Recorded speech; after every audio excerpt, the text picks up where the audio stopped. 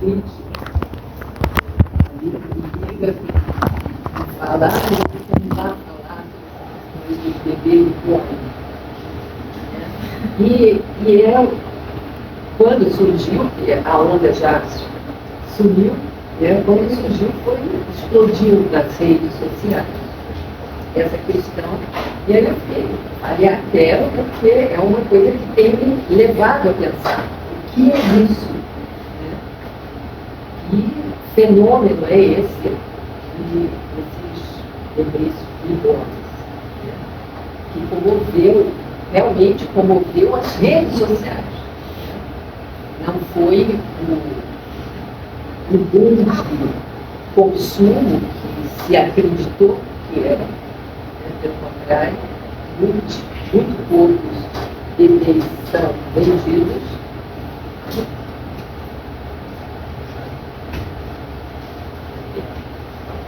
Mas, então, o que eu vou falar não é do fato de estarem vendendo bebês reborn por aí, mas a comoção que isso causou nas redes sociais, psicanalistas, psicólogos, sociólogos, assim, muita gente foi para a rede social para refletir sobre essa questão. E aí eu fui também pesquisar alguma coisa, e foi quando eu soube que a venda de bebês reborn é ínfima. Não é essa coisa que a gente pensou, que era dado o barulho que a rede social estava fazendo. Mas, de qualquer forma, esse barulho me chamou a atenção, no sentido de que, quer dizer, o que é isso? O que isso impactou tantas pessoas que todo mundo foi para as redes sociais para falar disso. E aí eu percebi que isso é um fenômeno que não é o único fenômeno dos nossos tempos. E talvez, sem dúvida nenhuma, não é o mais sério. Existem outros fenômenos que me parece que assentam na mesma estrutura que a explosão do bebê. E quais sejam esses fenômenos? Primeiro, a polarização política, as bolhas políticas, que, bom, todo mundo viveu isso, mas ainda vivemos isso, cada um na sua bolha, e a gente sabe as consequências disso. O aumento do ataque às mulheres.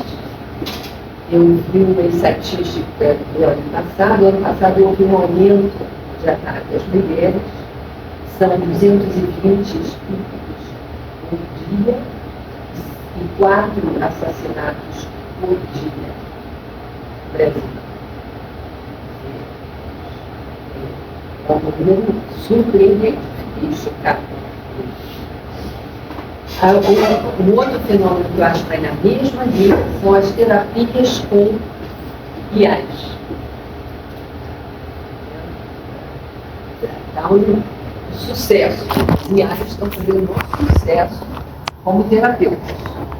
As pessoas procurando IAs, chat GPT e outros mais, e aí me chega um videozinho de uma moça falando dos 10 livros mais vendidos no Brasil no ano passado. Não, nesse ano. E eu fiquei chocada. Fiquei chocada porque eu anotei aqui.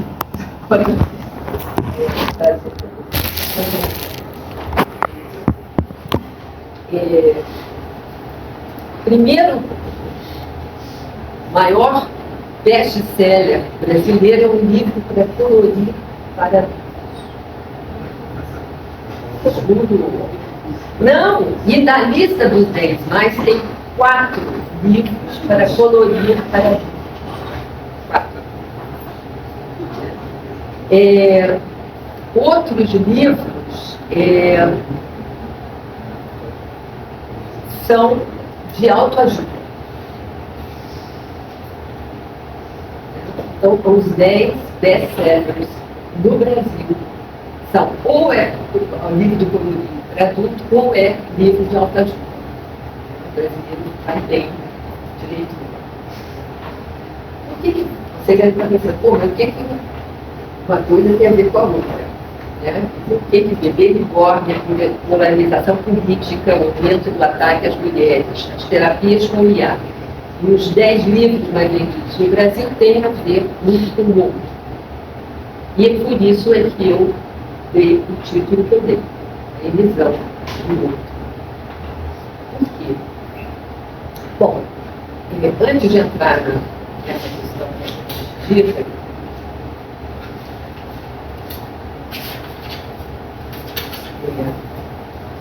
aí eu fiquei pensando, como assim? Isso são fenômenos sociais. O que um psicanalista tem a ver com os fenômenos sociais?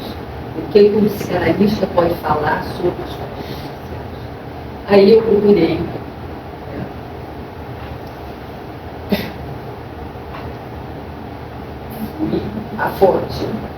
A fonte é Freud, Psicologia das Massas e Análise do Eu. Esse livro é de 1921, esse livro tem 104 anos. É de uma atualidade impressionante. Quem quiser entender o social tem que ler esse livro. Não dá para ser sociólogo sem ler esse livro. Porque o Freud diz o seguinte: a oposição entre psicologia individual e psicologia social ou das massas, que à primeira vista talvez nos pareça muito substancial, perde boa parte de sua nitidez se a considera mais a fundo. É verdade que a psicologia individual se limita ao ser humano singular e estreita os caminhos, estuda os caminhos pelos quais busca alcançar a satisfação de suas emoções funcionais. Mas só raramente, sob determinadas condições de exceção, pode prescindir dos vínculos deste indivíduo com outros. Na vida anímica do indivíduo, o outro conta com total regularidade, como modelo, como objeto, como auxiliar e como inimigo. E por isso, desde o começo mesmo, a psicologia individual é simultaneamente psicologia social e, nesse sentido, mais lato, mas inteiramente legítimo. Eu já li esse texto, não sei quantas vezes, já há muito tempo que eu não li. Eu fiquei impressionada com essa afirmação categórica do Freud de que não há uma separação entre psicologia individual e psicologia social. O Lacan, ele vai, eu não sei se vocês conhecem Lacan, mas o Lacan, ele, na transmissão dele, no ensino dele, ele usou bastante, ele recorreu bastante à topologia. A topologia é um ramo da matemática bastante complicado, é dificílimo. Quando o Lacan resolve atacar de topologia, aquilo que a gente pensava que estava entendendo, deixa de entender. Mas uma das figuras topológicas que ele usa e que ilustra isso que Freud fala é a banda de membros. Vocês conhecem a banda de membros? Eu ia trazer um papel aí.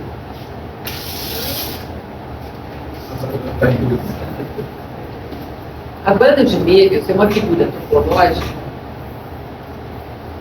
que é o seguinte: se vocês fizerem isso, vocês talvez não dê para ver. Isso aqui é uma faixa, né? Uma faixa. Ela tem um lado externo, um lado interno, uma borda direita, esquerda e uma borda direita, certo? Agora, se eu faço uma torção nessa faixa, assim, acontece uma coisa surpreendente. ela deixa de ter dois lados e duas bordas. Ela passa a ter um lado só e uma borda só. Querem fazer a prova? É só vocês andarem nela, e vocês chegam exatamente no mesmo lugar de onde vocês partiram. E o Lacan usa essa metáfora para mostrar exatamente isso que o Freud acabou de falar. Entre o indivíduo e o outro, a relação é mediana. No sentido de que aquilo que está fora e aquilo que está dentro estão em continuidade. Então, vejam,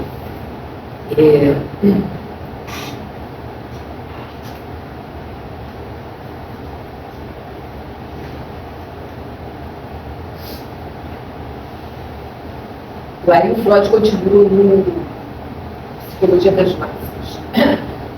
A psicologia teria que explicar um fato surpreendente de que esse indivíduo, a quem havia chegado a compreender, sente, pensa e atua de maneira inteiramente diversa da que se esperava quando se encontra sob determinada condição. Sua inclusão numa multidão que adquire a propriedade de uma massa psicológica. O que é, então, uma massa? O que lhe empresta a capacidade de influir tão decisivamente sobre a vida anímica do indivíduo e em que consiste a alteração anímica que impõe a este último.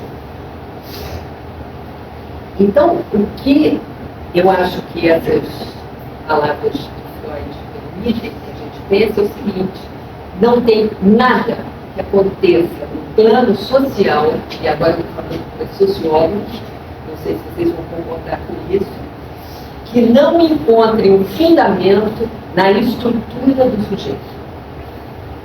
Nesse sentido, sem compreender como o sujeito se constitui, dificilmente se poderá compreender as expressões sociais desses indivíduos. E como é que o sujeito se constitui? Essa é uma questão espinosíssima. Eu vi na Facebook um astrônomo, um astrofísico, dizendo que a realidade mais complexa do universo é a mente. E eu acho que é muito difícil.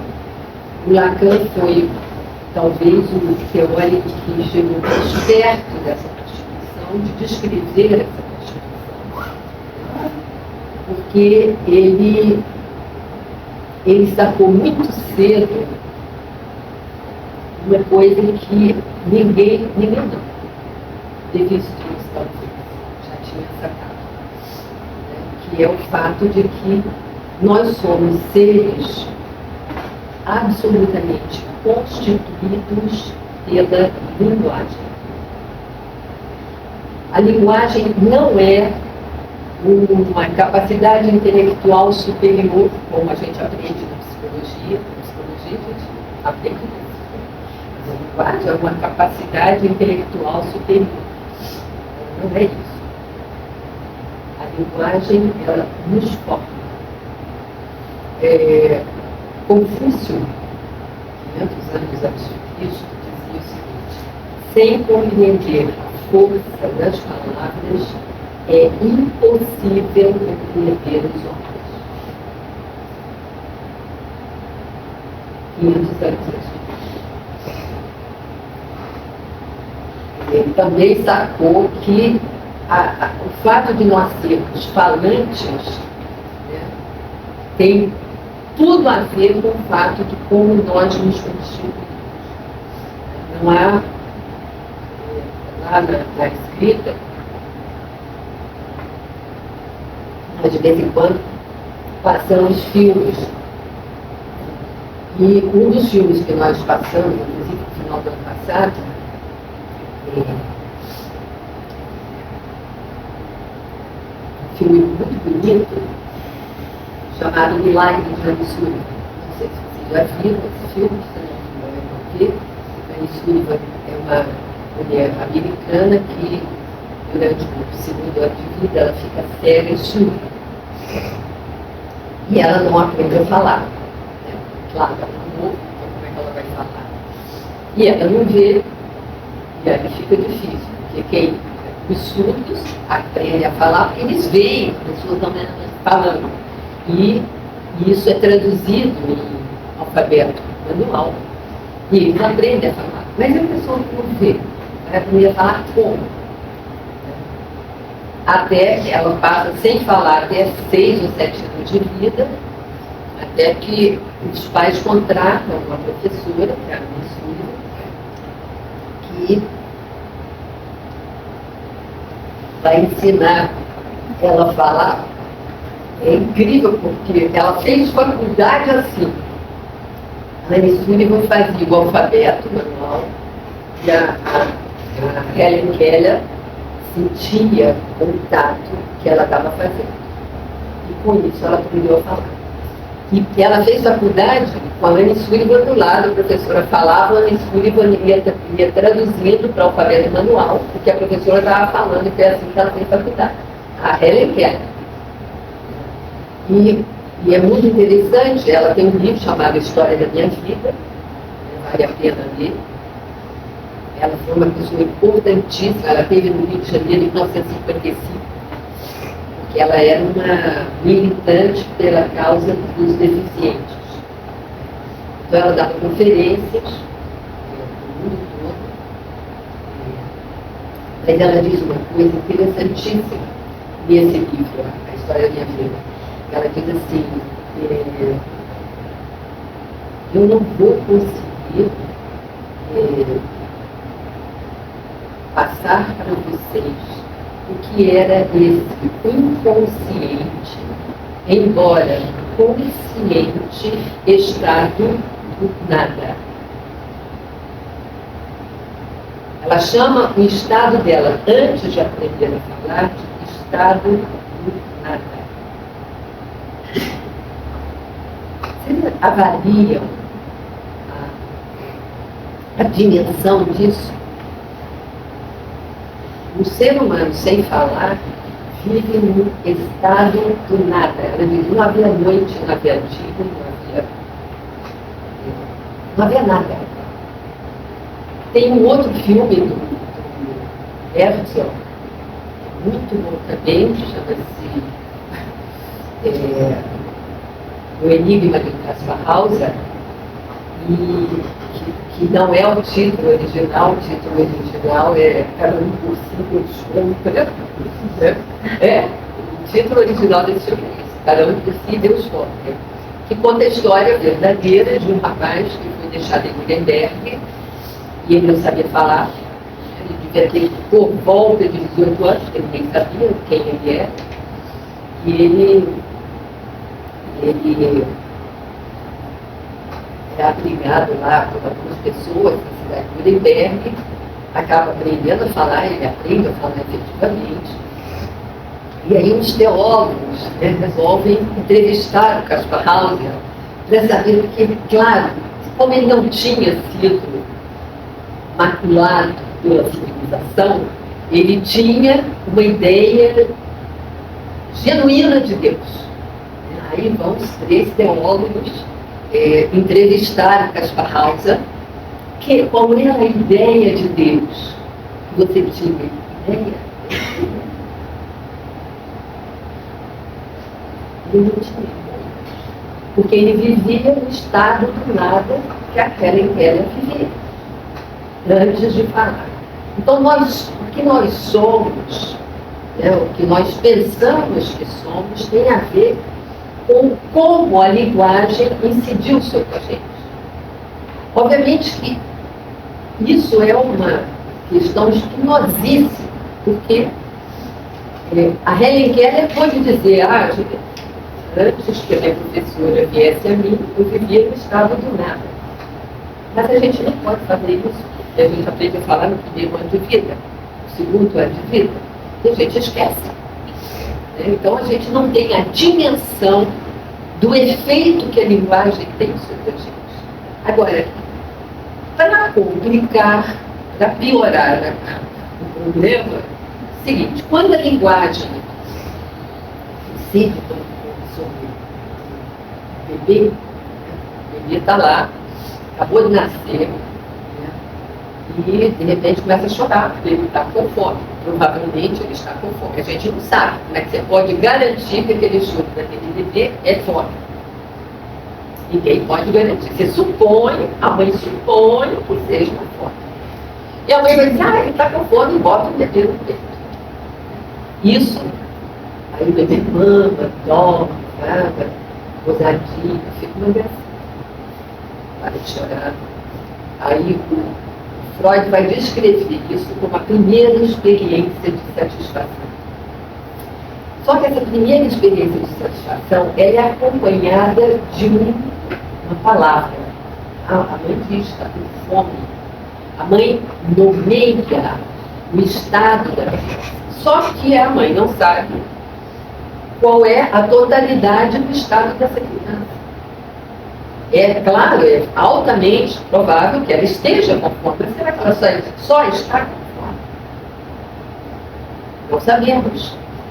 Mas a fome vai recortar somente aquela história dela estar com fome. E o resto? E o resto que não vai ser nomeado, fica aonde?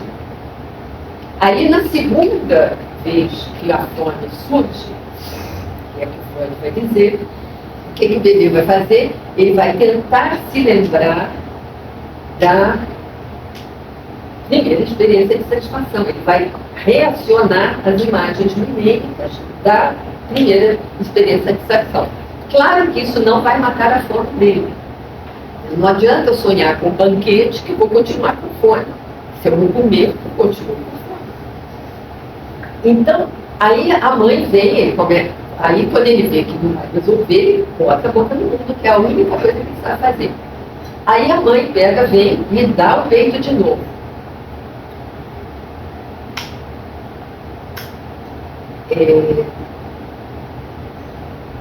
Essa segunda experiência de satisfação é igual à primeira?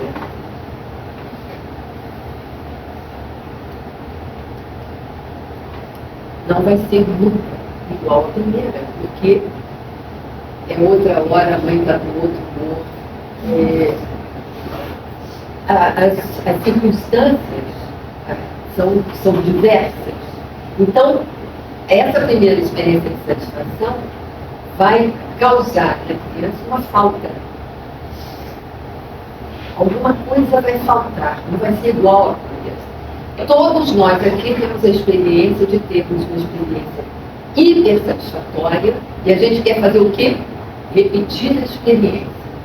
E aí a gente pega e tenta recriar as condições, recria as condições e a experiência não é a mesma.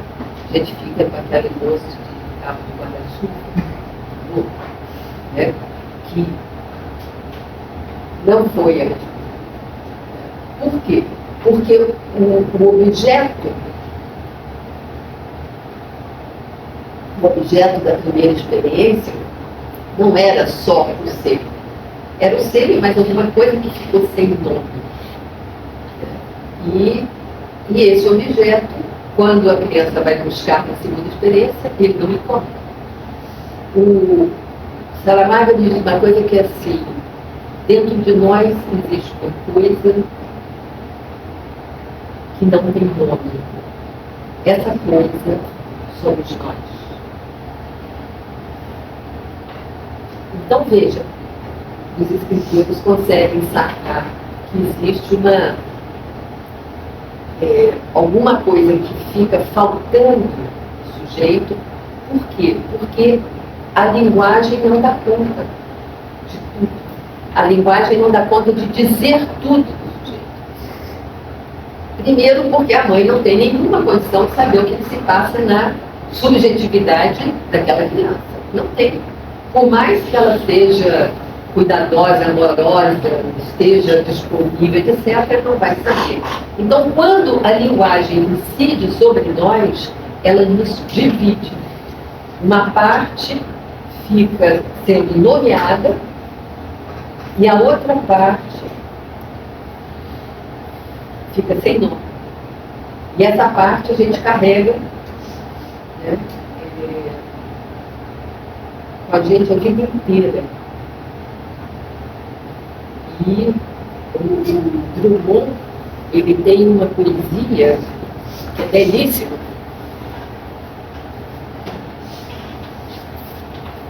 que se chama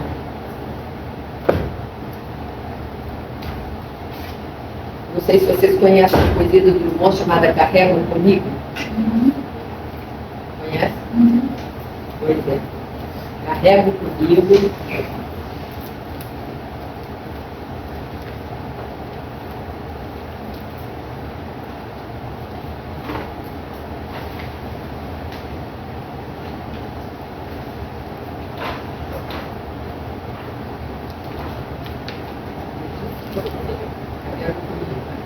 Carrego comigo há dezenas de anos, há centenas de anos, um pequeno embrião. Serão duas cartas? Será uma flor? Será um retrato? Um lenço, talvez? Já não me recordo onde o encontrei. Se foi um presente ou se foi furtado. Se os anjos desceram, trazendo-o nas mãos. Se boiava no rio, se pairava no ar. Não ouso entre aquilo. Que coisa contém, ou se algo contém, nunca saberei. Como poderia tentar esse gesto? O embrulho é tão frio e também tão quente. Ele arde nas mãos. É doce ao meu tato. Pronto me fascina e me deixa triste. Guardar um segredo em si e consigo, não querer sabê-lo ou querer demais. Guardar um segredo de seus próprios olhos, por baixo do sono, atrás da lembrança. A boca experiente saúde os amigos, mão aperta a mão, peito se dilata, vem do nada o apelo, vem das coisas gritos. O mundo te chama, cartas. Não respondes? Quero responder. A rua infinita vai além do mar, quero caminhar, mas o embrulho pesa. Vem a tentação de jogá-lo no fundo da primeira vala. Ou talvez queimá-lo. Cinzas se dispersam e não fica sombra sequer, nem remorso. Ai, fardo sutil, que antes me carregas e és carregado. Para onde me levas? Por que não me dizes a palavra dura oculta em teu seio, carne intolerável? Seguir-te submisso por tanto caminho, sem saber de ti, senão que te sigo. Se agora te abrisse, te revelasses, mesmo em forma de erro, que alívio seria. Mas ficas fechado. Carrego-te à noite, se vou para o baile, de manhã, te levo para a escura fábrica de negros. És de fato amigo, secreto e evidente. Perder-te seria perder-me a mim próprio. Sou um homem livre, mas levo na coisa. Não sei o que seja, eu não a escolhi. Jamais a fiquei, mas levo uma coisa, não estou vazio, não estou sozinho, pois anda comigo, algo indescritível. Isso somos nós. É dessa divisão que o Lacan vai chamar a atenção. Essa coisa sem nome que nos habita. Né? E essa coisa, é claro que no que a linguagem incide em nós, essa linguagem vem de onde?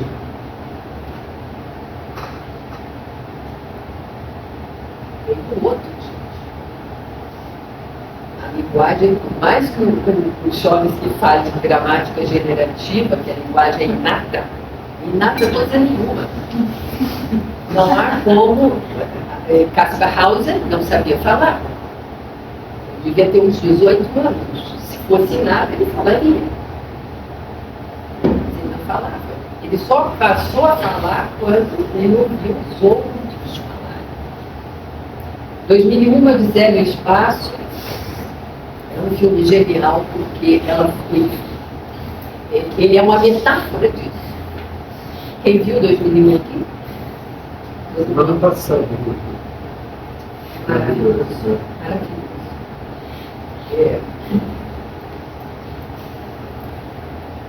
O monolito que aparece lá na pré-história, depois na Lua e depois na Lua de Saturno, sei lá. O monolito é um transmissor de linguagem. Isso não fica claro no filme, graças à genialidade do Kubrick. Ele deixa isso enigmático. Mas no livro, Arthur Clarke, que participou da confecção do filme, no livro, Arthur Clarke deixa claro. Aquilo é um transmissor daquela civilização que os homens vão encontrar lá em 2001.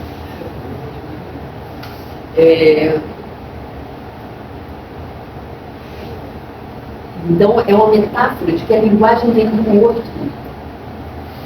É uma outra civilização que transmite ao ser humano a linguagem e que torna esse ser humano humano. Porque quando os hominídeos, os primatas lá estão brigando pelo lago e um grupo, uma horda é expulsa, aí essa horda dorme, acorda, no seguinte tem um monolito em frente à caverna, eles vão lá e tocam.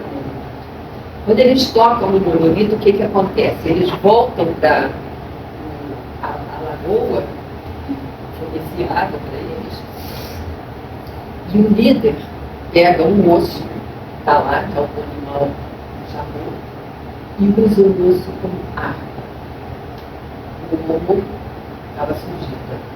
Quer dizer, é a linguagem que faz do primata o homem. Então, essa questão da linguagem é o outro dentro de nós. O que o Lacan vai falar, o inconsciente é o discurso do outro. Tudo o que eu posso dizer sobre mim mesmo, analista, professor, tudo isso foi o outro que disse. Isso é o que disse. Na hora que vocês se formam e ganham um diploma, é o outro que está dizendo que vocês são sociólogos, psicólogos, médicos. Claro, vocês fizeram por onde, mas o outro que está dizendo. Se o outro não disser, vocês não são. Quer dizer, a questão é que esse outro está dentro de nós. Tudo que eu posso dizer de mim, eu só tenho disponível para isso as palavras do outro. Por isso essa carga intolerável, esse embrulho que eu carrego comigo, é tão difícil. Porque eu não consigo dizê-lo. Eu não consigo expressá-lo. Então, isso daí é que vai constituir para Lacan a falta central em torno da qual o sujeito se constitui. Né? Ele se constitui dividido, uma parte dele está totalmente fora da linguagem, e isso faz com que ele, no melhor dos casos, perceba que tem algo que falta nele. Isso é extremamente incômodo, é extremamente difícil de tolerar. O poema do Drummond fala isso. Isso é uma carga intolerável. E o que nós fazemos para lidar com essa carga? O Freud, no Mal-Estar da Civilização, ele, que é um texto também atualíssimo, apesar de ter sido escrito em 1930, ele vai dizer que o ser humano conhece 3 fontes de sofrimento. Uma são as forças da natureza. As forças tectônicas que nos arrastam. O vulcão, o tsunami, essas coisas. A outra é o corpo. Esse corpo que envelhece, que adoece, que dói. Enfim, essa é outra força. E a terceira são os outros, os nossos semelhantes. E ele vai dizer, a maior dessas três fontes são os outros. Jesus vive no inferno, são os outros. Então, esse outro aí, ele é uma... Ao mesmo tempo que ele está dentro de nós, no sentido de que a nossa Constituição, ela é como Freud diz,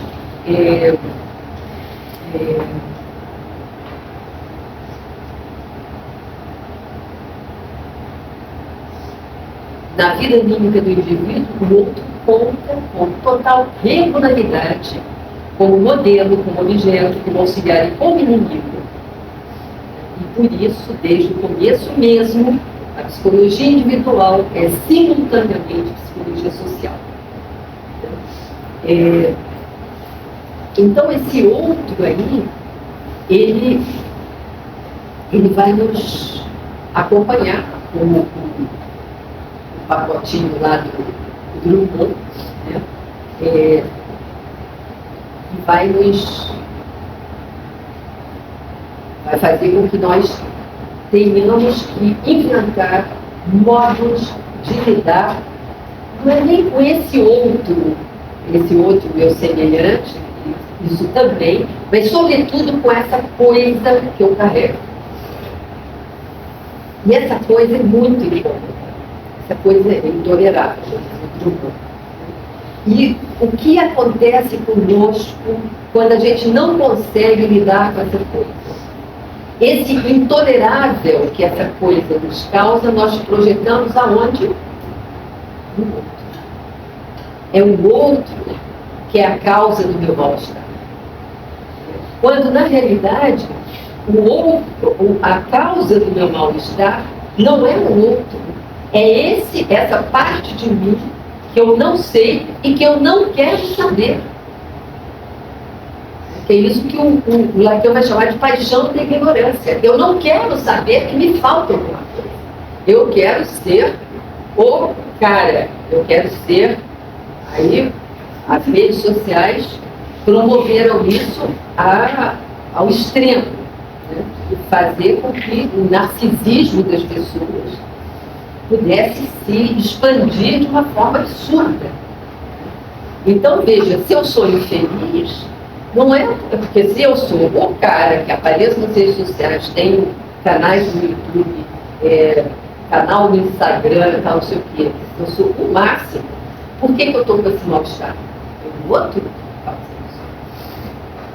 É o negro, é o homossexual, é a mulher. O outro é sempre complicado.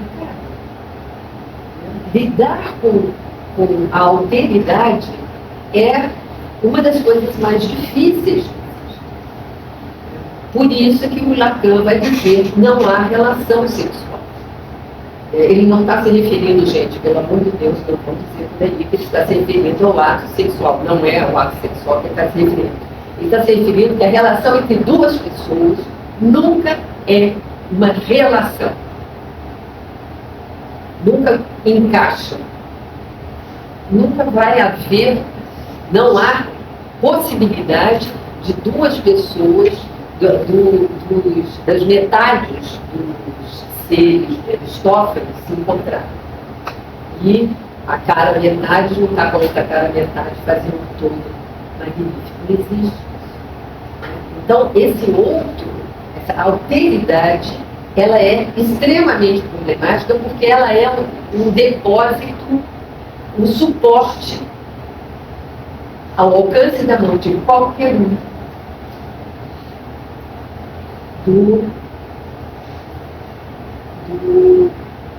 do nosso mal-estar. Essa parte minha que está lá me cutucando, me incomodando, me agrilhoando para que eu a traduza. Só que para eu fazer isso, eu preciso de um enorme esforço. Uma psicanálise, a psicanálise é um recurso, né, em que a pessoa onde a pessoa pode encontrar uma ocasião de traduzir essa parte de fora dela para a existência. É como Diotima, no banquete,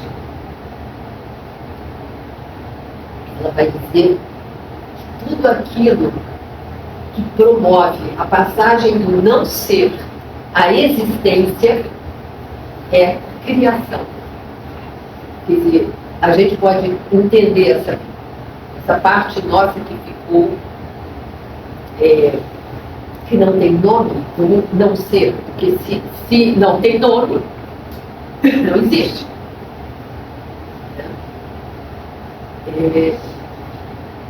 Então, traduzir promover a passagem desse não ser à existência é o que é exigido eticamente de todo sujeito. Toda ética se baseia nisso. É você poder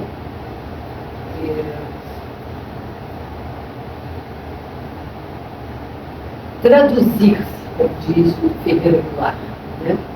Quando ele diz, uma parte de mim é todo mundo, outra parte é ninguém, você. E a questão, por exemplo, do ataque às mulheres, por que há tanto feminicídio? Não só no Brasil, no Brasil é campeão, claro, no mundo todo. Até meados do século XX,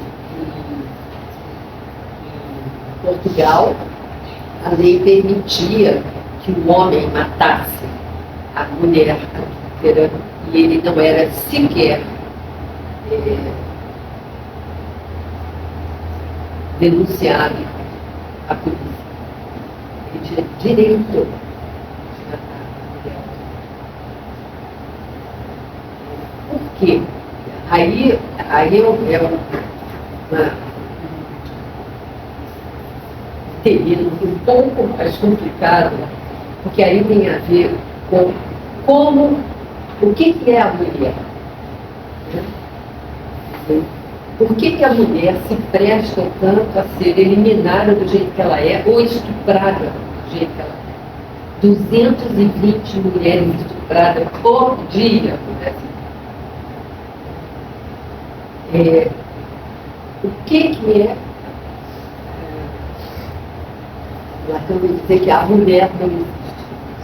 A maiúscula, mulher não existe.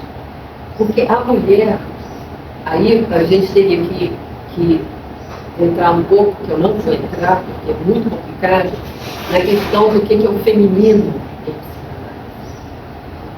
Quando Freud vai tentar entender o que é o feminino e o que é o masculino, ele vai, coitado, tentando dar conta disso, modificando as posições dele, até que no final ele falou assim, ó, a mulher para mim é um continente meu, eu não entendo nada, vocês que são brancas se entendam.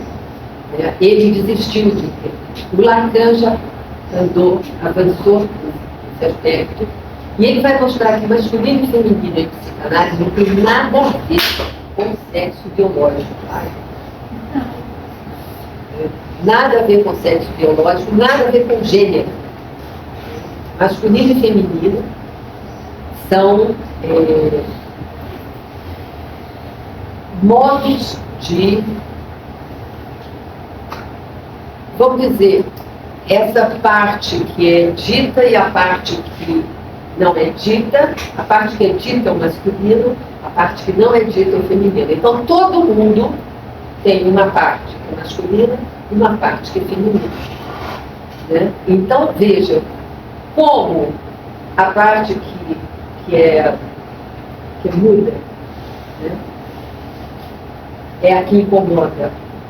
É muito fácil jogar essa parte em cima da mulher, porque a mulher se presta isso, no sentido de que é essa parte que é feminina. Então estuprar uma mulher é um pouco a desprezar uma condição que é minha também. exatamente. Mas é mais do que... Como é seu nome? Silvânia. Ali é mais do que desprezar, é jogar fora. Jogar fora uma parte que é minha e com a qual eu não lido, que eu não consigo lidar. E que eu não quero saber lidar. Esse é que é o problema. O grande problema do neurótico é que ele não quer saber nada disso. Ele faz por tudo. Daí, por exemplo, terapia com IA. Né? Terapia com IA, quer dizer, o que é uma IA? Né? Terapia.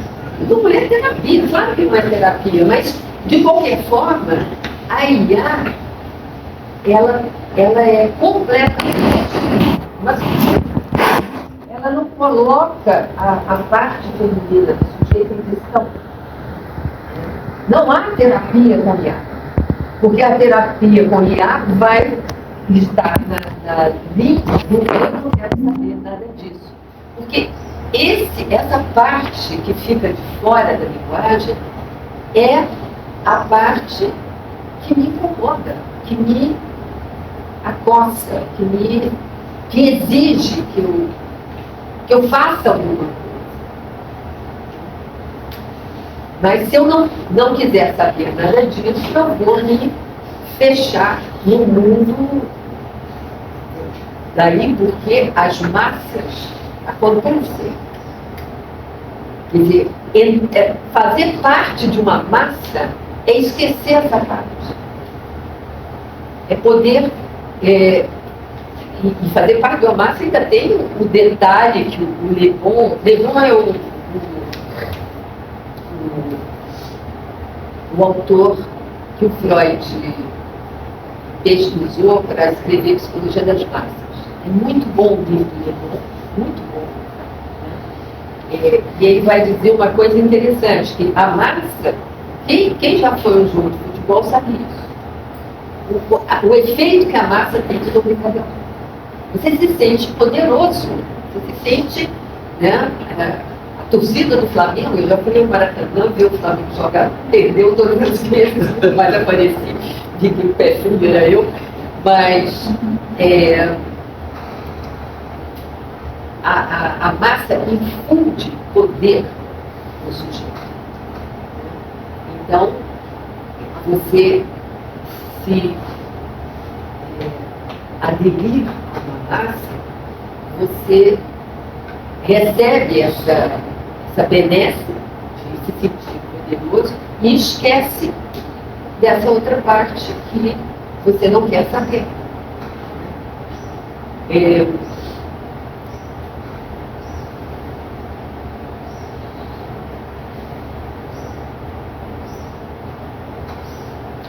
a gente viu isso acontecer na última gestão do país. Você fica assim, horrorizado. Eu fico olhando os vídeos e fico horrorizado. Tem um bando de gente mandando recado para ET, para vir salvar o Brasil. Falei, gente, esse povo é todo doido? Não, não é doido. Eles não são loucos. Não tem ninguém louco. É que eles abriram a mão de alguma função deles para entrar na massa. Né? O Le Bon diz, a massa não pensa. A massa delega ao líder a função de pensar. Eles não pensam. O Freud vai dizer a massa é burra. Não tem nenhuma ação da massa que não seja burra. Por quê? Porque os sujeitos abriram mão justamente desta parte, que é o que confere a cada um a sua singularidade. Porque a outra parte é de todo mundo. Uma parte de mim é todo mundo. É essa parte, ninguém, fundo sem fundo, que me faz singular, que me faz única. Mesmo que eu fale as palavras do outro, né? O Lacan vai, isso daí vocês podem, seguramente já devem ter testemunhado isso. O Lacan ele vai dividir Eu acho isso uma das mais sensacionais sacadas dele. Quando você fala, existem dois planos, né? O plano do enunciado, aquele que está sendo dito, está sendo gravado, pode ser escrito, né? O plano do enunciado. Mas existe um outro plano, que é o da enunciação. Essa enunciação, ela não, nenhum gravador pode captar essa enunciação. A não ser, por exemplo, que é, para mim, o melhor exemplo do que é a enunciação. Você bota dois pianistas tocando a mesmíssima peça, escrita Beethoven, tem lá as notas, eles vão tocar exatamente as mesmas notas. Um toca tecnicamente perfeito, mas que não te move. O outro toca tecnicamente perfeito e leva você às lágrimas. O que mudou? Foram as notas? Não. A música é exatamente a mesma. Sem o livro. O que mudou foi a enunciação. A maneira... Vocês querem ver uma pessoa que tem uma enunciação impressionante? Elis Regina. Não tem nenhuma música que ele cante que alguém possa cantar melhor. Porque a enunciação dela é tão verdadeira que é emocionante. Ela tem uma... Não só ela tem uma voz potente, mas ela confere às músicas que ela canta uma enunciação única. Só ela. Então...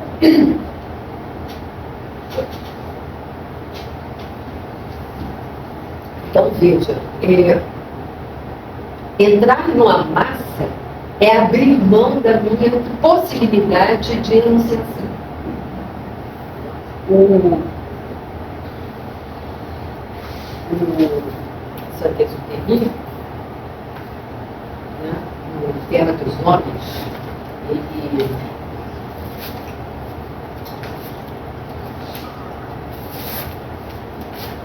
Isso aqui é minha Bíblia. Tudo que eu leio, que eu acho importante, eu publico e guardo.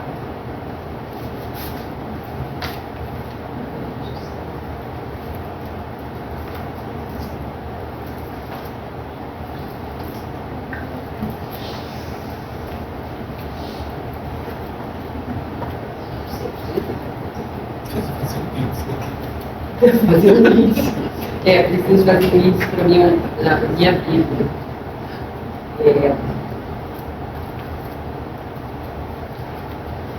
Bom, o Terra dos Homens, não sei se vocês leram o Terra dos Homens,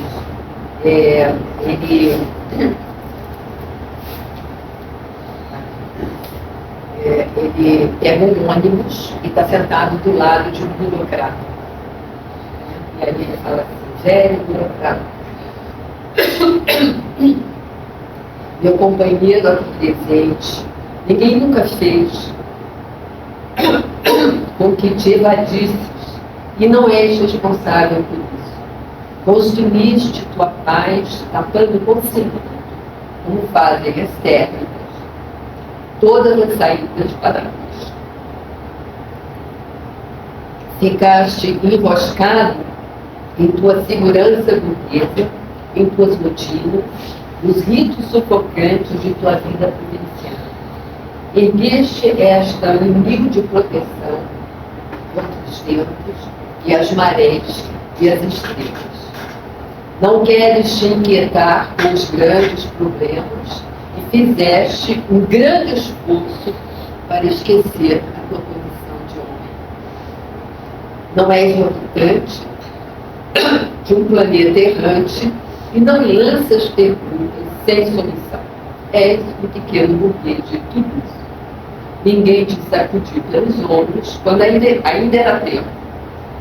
Agora, a argila de que és feito já secou e endureceu. E nada mais poderá despertar em ti um músico adormecido, ou poeta, ou astrônomo, que talvez te habitasse.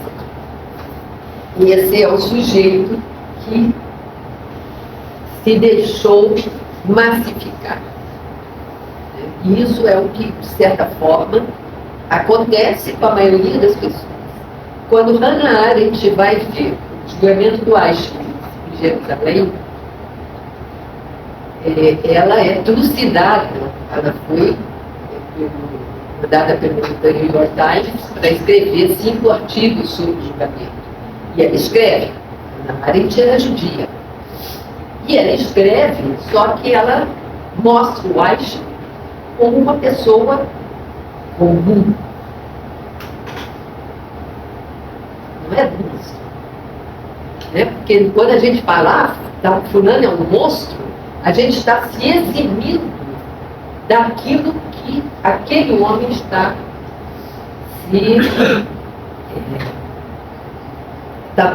aquilo que aquele homem está mostrando da nossa humanidade. E Eichmann é um homem comum.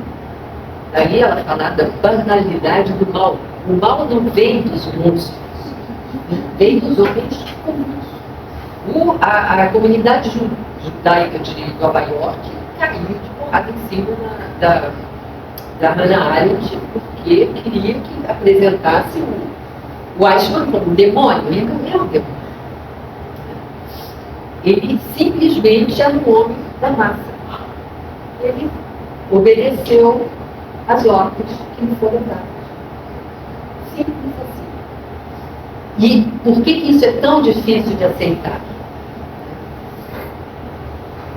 Porque a interrogação, será que eu, na mesma situação, não teria feito a mesma coisa? Quem me garante que se eu fosse jovem na Alemanha de Hitler, eu não teria entrado na juventude hitlerista? Quem me garante? Ninguém. Vejam um filme chamado A Ombra, que vocês vão ver o que é, como é que se constitui uma massa e o efeito que elas têm sobre o sujeito. Então, veja, por que eu coloquei o título A Elisão do Outro? É porque essa alteridade que é absolutamente esmagada, todas essas ações violentas contra minorias,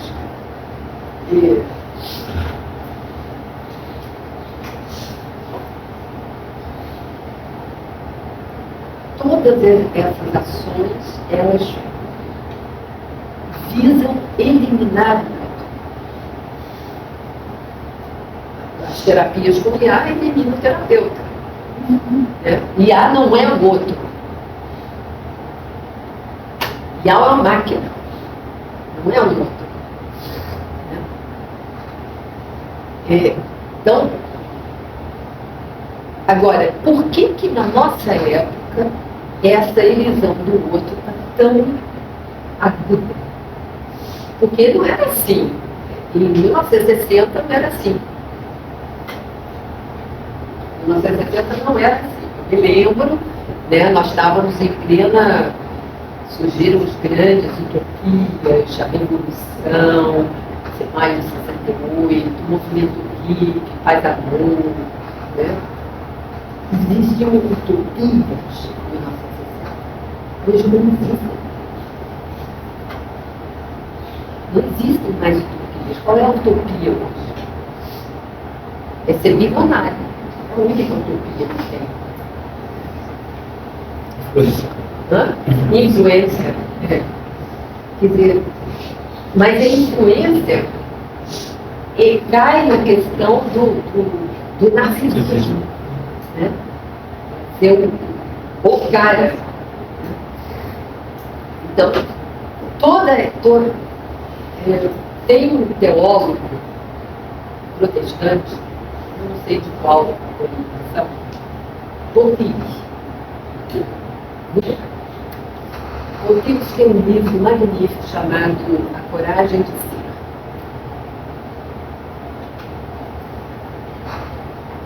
Nesse livro, ele analisa a angústia existencial. A existencial, ele não está falando da angústia neurótica. Aliás, para mim, Pontilis deu a melhor definição de neurose que eu conheço. Nenhum psicanalista conseguiu fazer isso. A definição de neurose dele é o seguinte: neurose é a maneira de evitar o não ser, evitando o ser.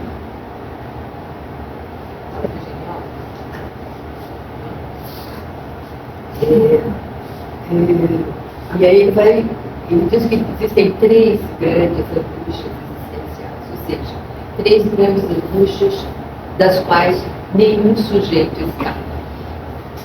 E as 3 grandes angústias giram em torno dessa falta central do sujeito. E a angústia, aí ele fala, a angústia tem a angústia relativa e a angústia absoluta. Então, a primeira angústia é a angústia do destino e da morte.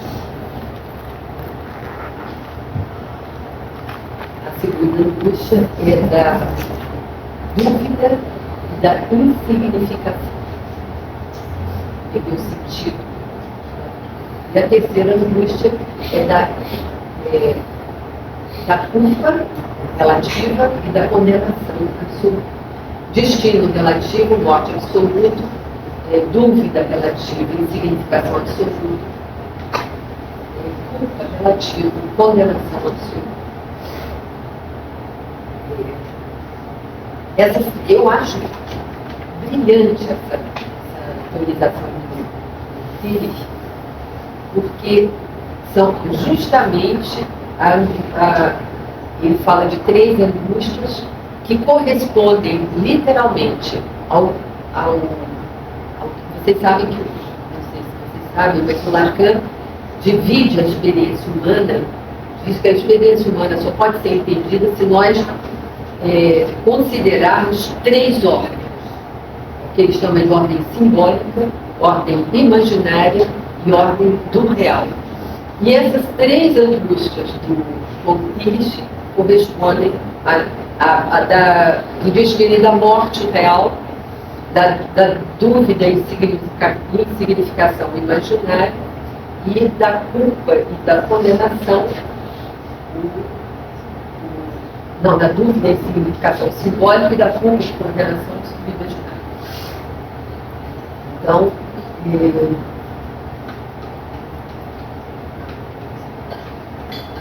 Então, essa questão da vida humana, ela tem inerente em si a angústia. Não tem como viver sem angústia. Essa coisa de ser angústia é mentira. Quem diz que não tem angústia está mentindo. Então, só que o que nós fazemos com a nossa angústia? O que nós fazemos com essa parte de mim que fundo sem fundo? A música do Ferreira Goulart. Ferreira Goulart? A música não, a poesia do Ferreira Goulart. Exato. Ele conta numa entrevista como ele compôs essa música. O Ferreira Goulart tinha 2 filhos esquizofrênicos. Um deles suicidou-se. E aí ele sai de casa desarvorado com o suicídio do filho. E nisso passam 2 senhoras, né, e reconhecem o Ferreira Goulart. Olha, adoro sua poesia, fazem o maior elogio, né? Tietaram ele, que podiam tietar. E ele continuou o caminho dele com essas 2 coisas, né? O peso da morte do filho e o reconhecimento da obra dele. Ele diz que imediatamente a poesia começou na cabeça dele. Então, é o que ele fala, né? Quer dizer, uma parte de mim é todo mundo, outra parte é ninguém, tudo sem fundo. Uma parte de mim é outra parte dele. Uma parte de mim almoça sem janta, outra parte se descansa. Uma parte de mim é multidão, outra parte estranheza, solidão. Uma parte de mim é mocejante, outra parte se espanta. Uma parte de mim é permanente, outra parte se sabe de repente. Uma parte de mim é só vertigem, outra parte linguagem. Traduzir. Uma parte, a outra parte, que é uma questão de vida ou morte, será arte. Enfim, vamos lá para as perguntas.